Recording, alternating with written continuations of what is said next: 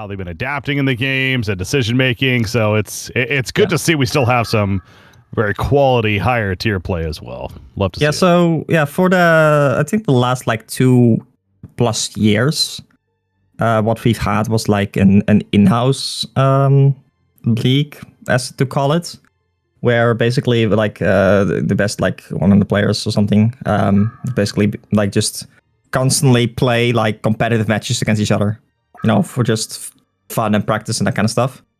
And that definitely has like upped the average competitive level a lot, right? Because like you saw like at some point like dominant strategies like Puppet Master Prisoner started to emerge, and people start to really like think around that, like how if they pick this, how can we deal with this? How can we counter this? And it has been a while since that was active, but it was definitely like really interesting to see. Also because it was like not necessarily the same people playing in the same team all the time, but it was like switched up all the time, So it was less about comfort picks and a lot more about just adapting and thinking on the fly and being flexible and creative, which is always what like I love. There's been a lot of time to theory craft. Years, but, that's for sure. And also the meta is just kind of active right now, which is just fun. Because I'm sure you remember the Mage Pain versus Dark Lady carry meta, as to call it. Tried to block that out, but you brought it back, so yeah. Great times. Vietnam flashbacks. Yeah, they would just like sit and farm for 30 minutes, one team fight, and then the game would be over. Okay, so been Flux, through many. Yeah, Flux. The first time the Flux is not banned here, and it's instantly picked up. So what Flux brings to the table is just like a really tanky frontliner. If I'm thinking about like what's really changed on Flux right now is the Q got like is interesting right now, where the push and the pull polarity either makes the enemies deal 10% less damage or make them take 10% more damage for 4 seconds, which is quite good, of course. And the ultimate pushes people like over cliffs and also cancels TPs and channels. But it's no longer global. Yeah. I noticed that. I felt that because I actually have played a couple. Flux has always been definitely one of our more go-to HoN heroes as well. So coming back with PK and played a couple games of Flux, and that was one of the things that hit me initially was the lack of global presence. From Discharge, and it threw me off because I would use it like in my lane. I'm expecting to have it affect bottom lane, and nothing happened. I'm like, wait a second, let me reread this. Yeah, sure enough, they made that change there. So it's you just gotta you gotta be a little closer is all, I can imagine like coming back after 2 years, like so many small things have changed. That's like, wait a second, what? Yeah, have you played Pestilence, for example? I have not, but there was a Pestilence, and I noticed that he was doing things that weren't normal. Yes, like leaping in. Yeah, like the fly is like a little leap right now, the Q, and he can like, if he last hits, he can like shoot creeps as projectiles, basically. Oh wow! That deal a little bit of damage. Yeah, it's kind of fun. It's unfortunate that Pestilence is like. Still like really difficult to lane because it suffers from just an inability to lane, if nothing else. He can't really lane him short lane, he can't really lane him off lane as dual long. It's just weak in every scenario in the early game, but like late game he's insane, of course, with the minus armor. Okay, so what are we seeing here? So we see them 4 of Flux pick up on the Legion side. That might be. I think they like to run Flux in like a dual lane and then definitely like in a core position. So I'm not necessarily sure that Flux is going to be middle. He might also be long lane or something.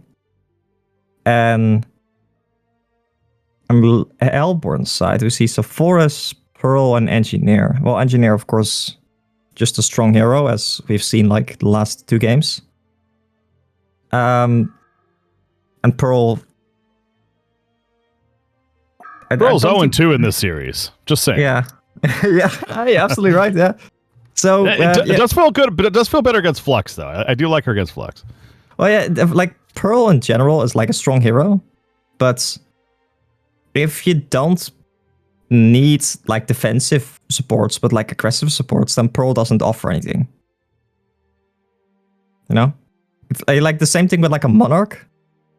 It's just defensive, while something like an Andromeda is you can play the swap defensively, but if you want to use it offensively with like the swap and the stun and the aura, then you can. So, it's definitely a bit more flexible. I always love Andro as like a hero. The minus armor is insane. Oh yeah, Andromeda has always been a very good option from the swap to the minus armor, and just great hero to be around.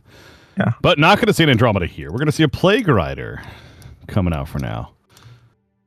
Yeah. Okay. So, last pro tournament, Plague Rider was like picked up 3 times or something by B Pro. So that's like the team of the team that's I think number 1 right now. Okay. And their Plague Rider was hacking with the bounces. He was like directing the bounces to the enemy, like control it. Yeah, he was controlling it. It was very suspicious. No, but like the Plague Rider with staff, of course, infinite bounces has always been super strong, and especially with the Flux.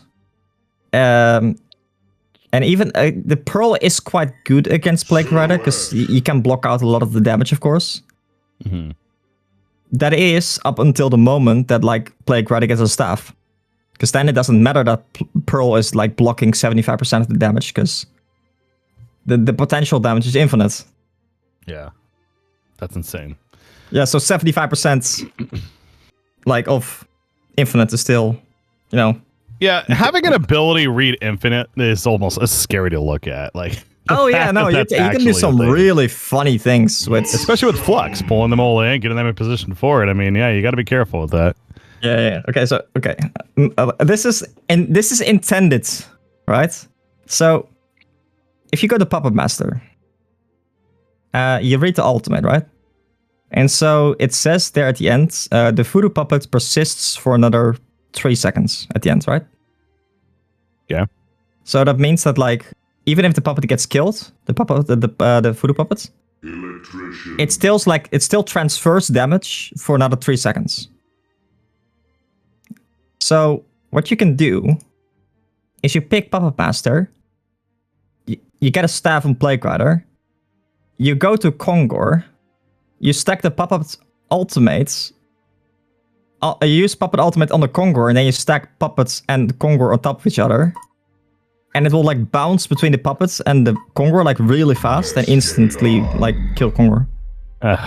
That's you and your ideas, man. I know, dude. This is what I love. That's great. Like doing this kind of crazy shit is amazing. Okay, well, we don't see Puppet Master. It was banned after all, so I'm going to see that synergy. But like we do see an Electrician. Yeah, Puppet Master plus Plague Rider in general is just a good combination because of the lockdown that Puppet Master provides. Mm-hmm.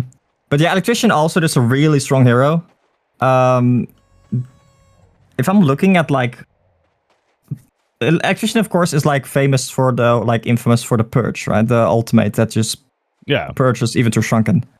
Yep. There's nothing that I can really see that needs to be purged here.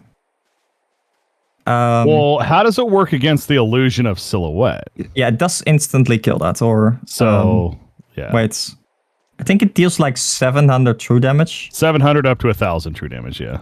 Yeah, but I think that's like the true damage. That's like pre the extra damage taken from illusions. Although like silhouette illusion, of course, takes only 100% of normal damage. So that's what I was getting at. Is that potentially one of the reasons then? Yeah, it could be. Another reason you could see it as is just like it's just Electrician and like Zephyr are basically the same kind of hero, right? if you get staff on the electrician, the W becomes passive. So you always deal like 30 damage or 60 damage in AoE. And you're not wasting mana anymore by activating it. It basically becomes a passive that you just have to turn on. Just like a mock. Yeah, more or less. Becomes a free mock. Yeah, short range mock, you could see it as. And like Electrician is just a really strong laner in a 1v1 situation. So Electrician is just a strong hero in general, but you need to get that mock. And we've had a while where Null Fireblade was very strong. Like Null Fireblade would like at level 3 Null Fireblade would give you 42 agility and train 80 mana. So like that's like Electrician has like a difficulty dealing with Null Fireblade because it deals like damage to his mana pool as well. Yeah. But that got nerfed last patch, where it's only like 50 mana drains max, so it's a lot less problematic for the Electrician. So we have this 2-2-1 setup once again by both teams.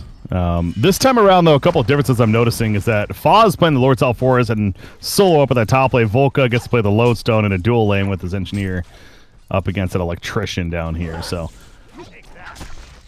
Yeah, okay, so... Like, Zephyrus is really suffering a lot right now against Corrupted Disciple plus Nymphora.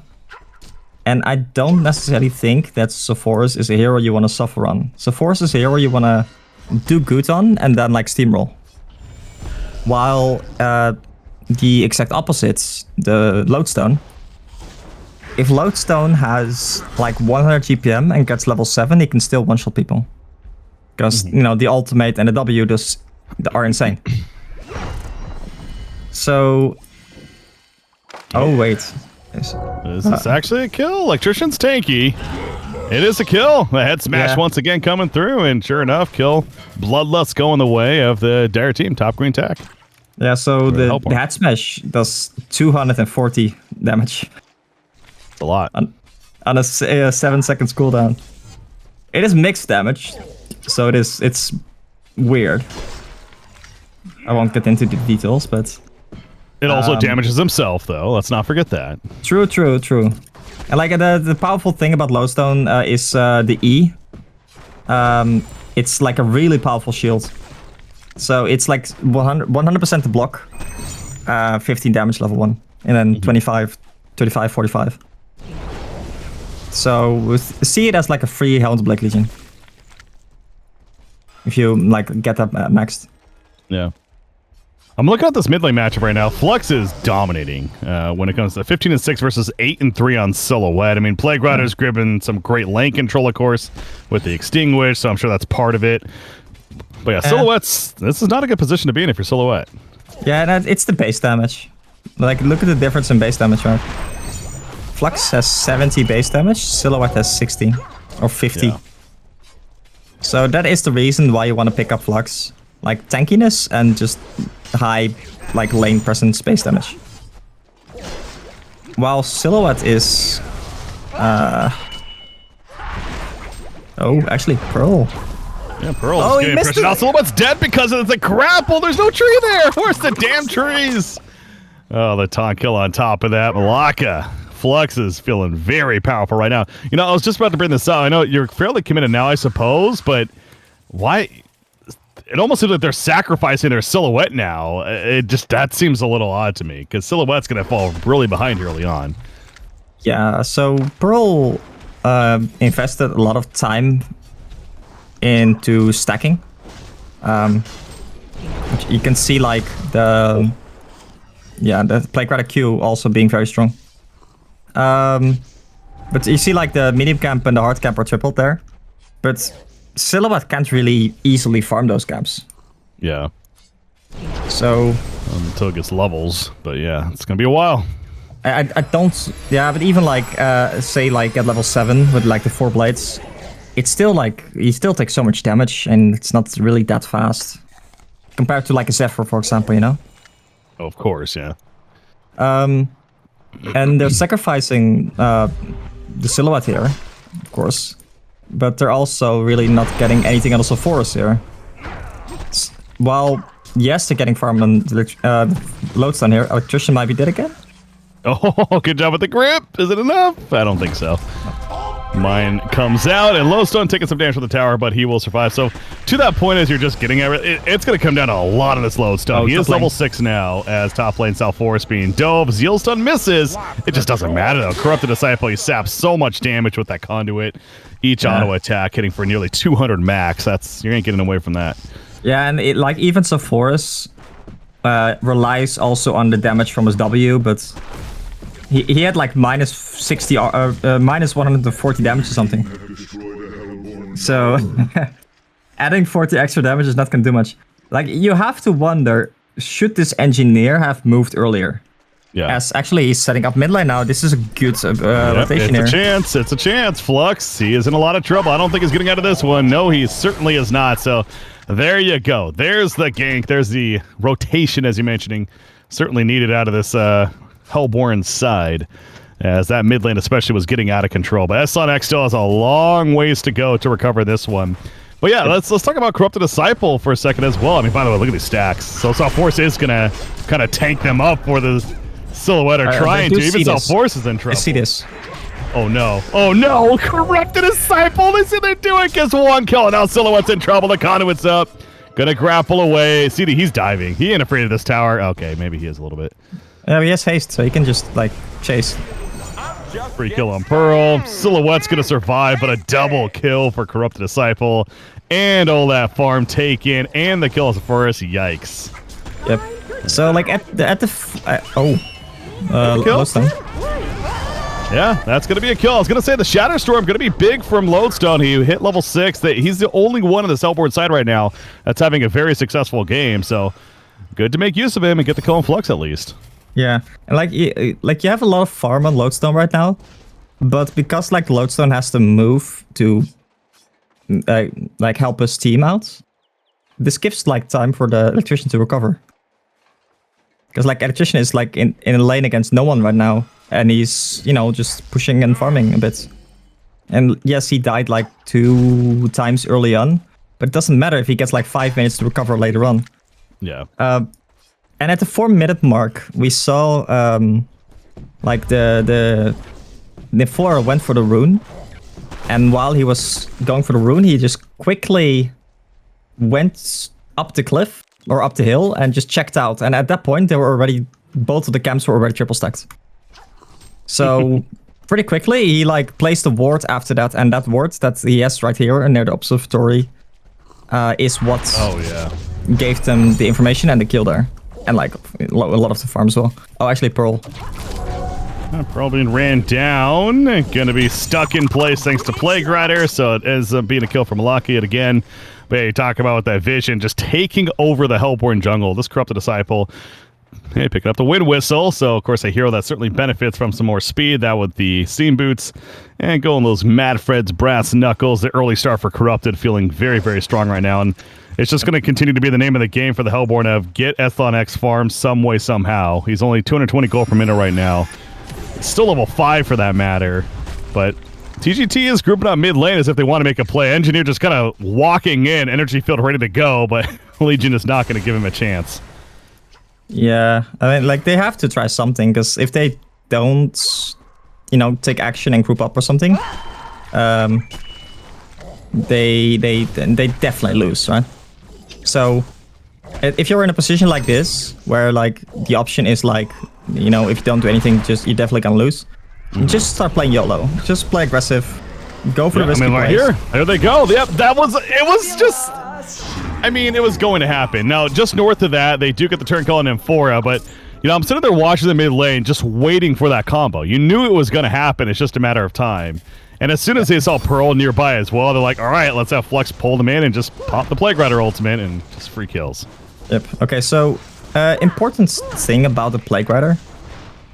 Plague Rider got changed last... Oh, they're going in. Big turn kill on a Plague Rider at least. Gonna happen, so nice, a clean job there. Yeah. So Plague Rider got changed last patch. It's a small change, but a significant change, I would say. The Earth Blight, the W. It used to be like kind of like a soft pull, but you could still like blink out of it, you know? Or like use tablets or like lodestone Q. Now it tethers you? It restrains you now for 4 seconds. Yeah. And that is a long time, especially against a hero like Silhouette. Because you cannot like tree grapple away. You cannot use lodestone Q to get away. So wait, so that's even so you just W on top of the Flux pull in. Yikes. Yeah, it's like it's delayed and it has like a small you saw him used right there. Yeah. It's delayed as like it has not that big of a range. Actually, it has insane range, what I'm saying. 900 range. 900's a lot. That's a lot of range. I thought it was a lot less than that. 900 is insane, actually. What the hell? Yeah. But it's the 4 second restraint that's like powerful, right? Yeah, great against specific heroes like a Silhouette, as you're bringing up. Yeah. That's lodestone as well, for that matter. Yeah, he's likely going to have to use his ultimate to dispel it. So you cannot swap out with your ultimate, but you can like use the ultimates while you're restrained to get rid of it. It's like a purge. But that means, of course, like you cannot have your ultimate for safety anymore. So it's definitely like something that the Silhouette has to start playing around. And like you have to keep wondering like what's. Oh, actually, sorry. We see Corrupted Disciple in 4-port bottom.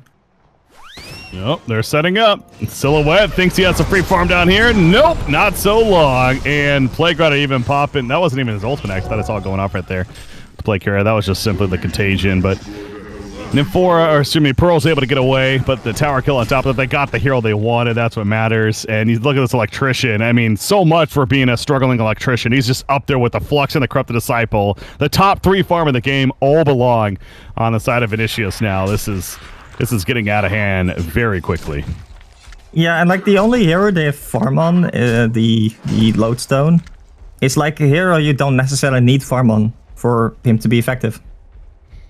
Like Lodestone, whether he's like 200 GPM or 400 GPM, he's still gonna one-shot heroes when he gets his ultimate off. Oh, so Forest gets stops the TP. The Flux ultimate stopping the TP, but South Forest is just going to be able to walk it off at least. Mind Trap. Corrupted.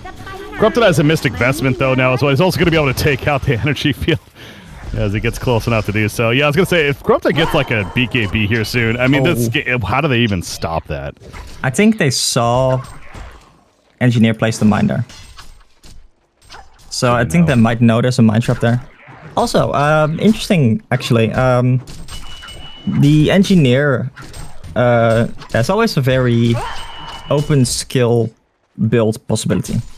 So where we saw like who was it playing?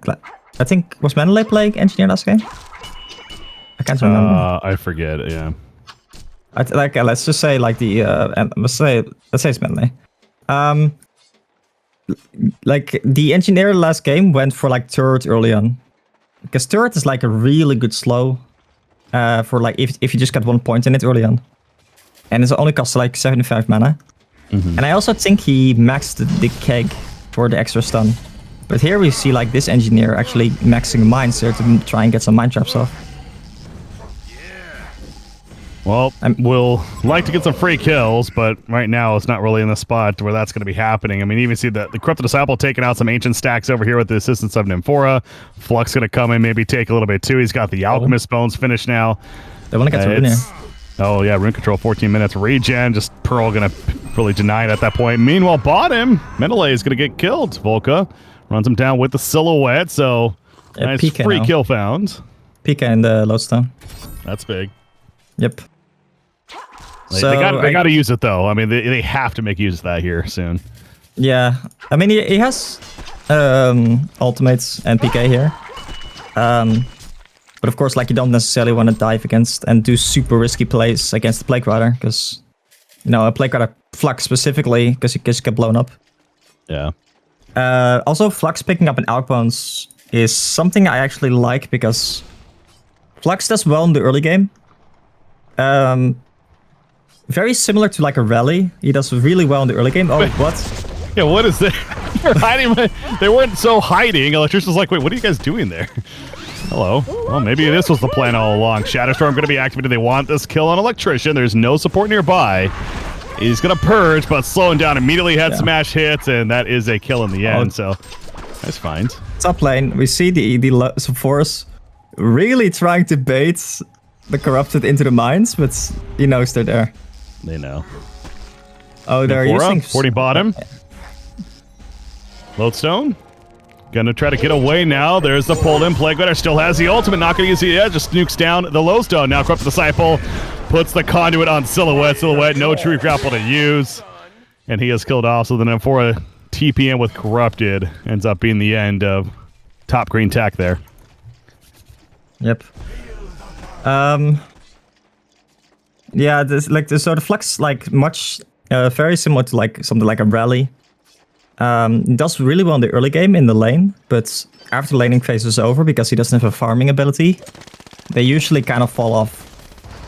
And that's I think where an Outbound kind of comes in really good for those heroes, because it helps you keep your early advantage, you know. Yeah, exactly. It grows that lead even that much more. And this tri-core setup that's being ran here by the Legion team and Vinicius is doing superb. I mean, even with that kill on Electrician, he's back up. He's still farming 420 gold per minute, lol. And Staff of the Mastery almost finished on him. Yeah, also they have an entirely triple stack jungle that they're farming right now. Game of recovery. Yeah, no, game of recovery on the Hellborn team. I mean, they understand, I'm sure, that they are very far behind right now, but obviously they gotta keep trying. Look at this mine. It's like, come on, just run into it. It's right here. Come on. Oh, totally. You don't know. Okay, there you go. Yeah, I think that's unfortunate that engineer placed the mine right where they saw it at the end there. I think it was just on the edge. But I was gonna say. So the Outbounds is not necessarily... Bottom, by the way. Oh. They want to kill on Lodestone. He's hiding in the trees. Corrupted Disciple trying to spot him. Lodestone realizing he has to get out of here. And he's going to blink away initially. Yeah. He's fine. Nope. But the Outbound is not necessarily for increasing your lead. It's more about sustaining your lead while playing aggressive and trying to gank. Because sometimes when you play those kind of heroes like Rally, and the gank doesn't work out, you just tend to fall off really fast. Sure. And if you want that hero to be a core, and he falls off really fast, then suddenly instead of a tri-core, you're only playing with a dual core. It becomes awkward at that point. Yeah. Corrupted Disciple going light brand, by the way. Is that typical? Gonna build here, you think? Or? Okay. Dawnbringer. It's usually what they tend to. So Corrupted Disciple can kind of farm pretty decently with his Q. In 13 seconds cooldown for basically 400 magic damage. So that's usually what you saw Corrupted Disciples build a lot, just instantly Dawnbringer. But Dawnbringer got nerfed, I think over half a year ago, maybe longer. Where Dawnbringer just it's a lane actually. Flux is just gonna walk it off and Plague Rider surviving with 1 HP. Rider also surviving, with very, very low right there. So unfortunate for the Hellborn, they're unable to get a kill out of that, but at least they stay alive. So I'm trying to think positive there. I think he tanked the mine trap there.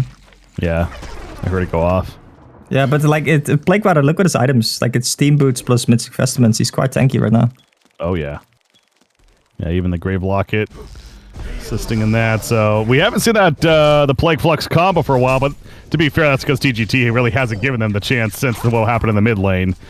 It kind of reminded them that powerful combination is there. So they've been very spread out. And speaking of that, Lodestone bottom might be in trouble. Is able to rocket drill away initially, but Voices Heal stun, it just doesn't matter. I mean, Corrupted's so fast. That 550 movement speed has the Energizer, has the Nymphora support.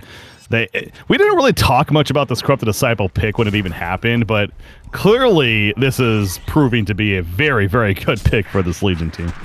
Yeah, it's efficient against heroes like Sephora's, because So Forest kind of relies on like, oh, top lane, actually. Good combo. And 4 port are coming. Yeah, I don't know about this. I mean, I feel like this could be a turn. Nymphoroi. Oh, it's just himself, though, so trying to set up at least maybe a turn kill on Pearl. Leaps away. Did not pop preservation, but didn't need it. Able to teleport out. So Electrician just too damn tanky. He's got the staff of the Master. Even that protective talisman helping. And all I needed was Nymphoroi to TP in to save the day. Yeah, so Engineer run in. Actually, Engineer with a Storm Spirit. It's actually more than I thought he would have. But he ran in, did the combo, and at the end, like, Engineer was at like 200 HP. Without, like, Electrician just used 1 E or something. That's it. Yeah, that's like the worst target to do that on. Definitely the worst. I mean, hey, he tried. They're desperate for something, so I get it. But yeah, I don't think he's going to ever try that again. Oh, bottom lane. Actually, Lodestone might be dead. He used Q already. He sure did. But Silhouette TP will keep him alive. Corrupted Disciple respecting that. Meanwhile, his team, though, on the Legion side is just pushing top lane. So Corrupted's like, I'm fine with this. Silhouette's bottom. Let's go ahead and get that tier 2 top lane. So 21 minutes in, we already have an 11,000, almost a 12,000 gold lead in favor of Vinicius. And they got all 3 cores on their side feeling that for sure. Yeah, and like where the Flux could go for the outbounds to keep up his farm. Like the Lodestone, who was 450 GPM earlier, couldn't really do that because he needed to start making plays. Mm-hmm. If like Lodestone would have bought an outbounds as well, he would also be around that 420, 430 GPM mark probably. But you know, like there's already so little space for your cores. Oh no. That you can't really take more space. Oh. Lodestone got greedy right there. Corrupted Disciple is just sitting in the trees very, very patiently.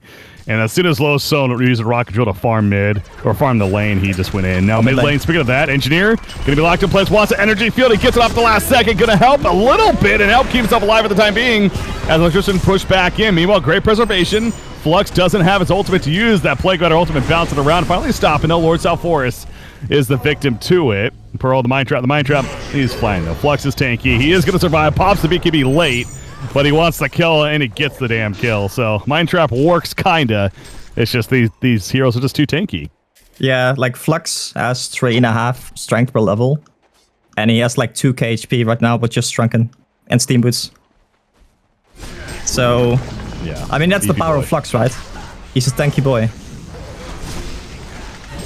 And that's the worst feeling ever, too, because that's a level 4 Mind Trap. That was a pretty good one. And ideally, that should be instantly killing people at 22 minutes into the game. Yeah. And it's not, so. Yeah, because I don't even know. Maybe even Corrupted survives that with, like, Dawnbringer now and 1600 HP. Yeah, I think all 3 cores do. Yeah. Yeah, like, Electrician definitely survives, though. Electrician doesn't even feel it. It just tickles him. But, yeah, it's difficult right now, because I think this game mainly comes back to the Hellborn team prioritizing farm on the Lodestone. Oh no.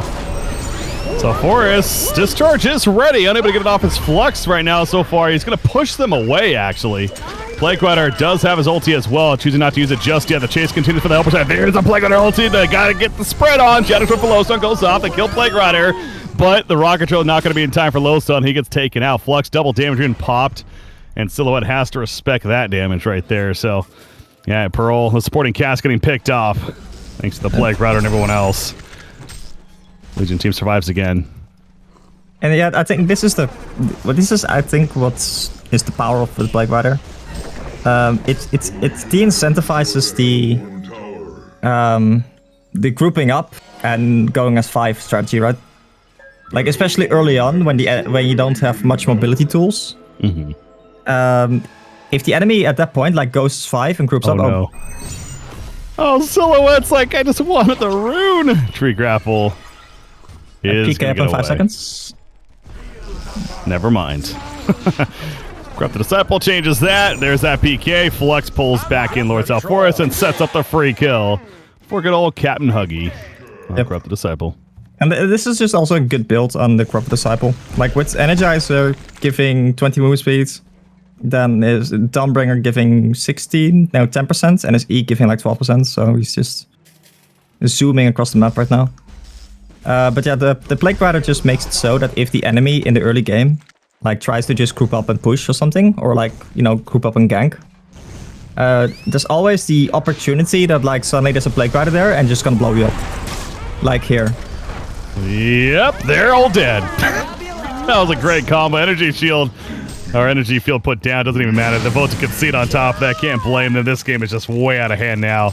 Game 3 in the series will go to Vinicius. Well played by them. I mean, first game, it was a great back and forth top green tack, taking that first one though. Game 2 and 3, bit of a different story, I gotta say. Vinicius looked pretty dominant early on in both of those ones and have the 2-1 victory as a result. So, final thoughts on all that, Dutchownage?